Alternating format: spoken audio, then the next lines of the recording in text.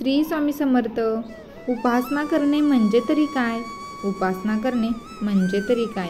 आपण देवाचे आहोत. आपण नेहमी त्यांच्या सानिध्यात आहोत असे वाटणे. असे वाटण्याकरिता त्यांच्या नामस्मरणात राहणे जरुरी आहे.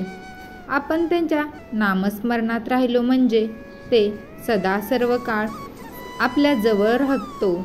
तुम्ही कोणाचे नाव घेतले म्हणजे त्याची मूर्ती जशी तुमच्या ध्यानात येते त्याचप्रमाणे देवाचे नाव घेतले म्हणजे तो तुमच्याजवळ असतो. देव कसा आहे हे विचारले तर कसे सांगता येईल? तो नामात आहे हे प्रत्यक्ष श्री विष्णूंनी सांगितले आहे. नाम हे त्याचे स्वरूप, म्हणून नामस्मरण केले म्हणजे देवाला तुमच्याजवळ येणे भागच पडते. हे नामस्मरण कसे करावे? समर्थांनी सांगितले आहे की काहीच न करूनही प्राणी रामनाम जपे वाणी, त्याने संतुष्ट चक्रपाणी भक्त लागी संभाळली. आपण नाम घेताना काहीच करीत नाही का? आपण त्यावेळी संसाराची काळजी करीत असतो ना. म्हणजेच त्यावेळी आपण मीपणा ठेवून नामस्मरण करीत असतो.